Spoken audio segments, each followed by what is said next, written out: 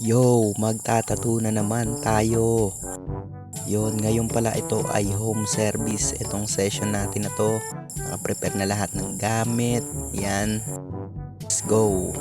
So ayun, pumunta na nga ako, nakarating na nga ako doon sa ating home service, ating tatatuan. At yan, isa-isa ko na binaba yung ating mga gamit.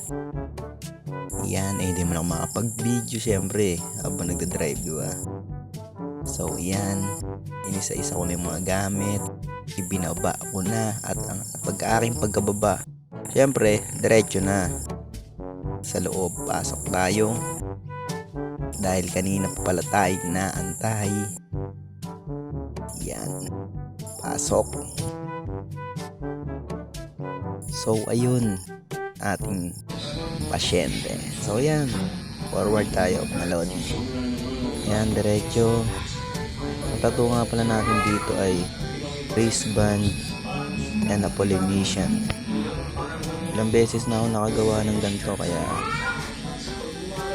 ginagawa ko mga tropa bago ko alisan yung isang pwesto. Hindi ko na siya papaikutin, gagawin ko na rin siya sa unasang part na ako. Lahat na ilalagay ko lang para bago ako umalis doon, hindi ko na siya babalikan dahil pwedeng magana. So ayan nga pala ang ating accomplishment. So mabilis lang tong video natin, short video. Binakbakan ko ng binakbakan.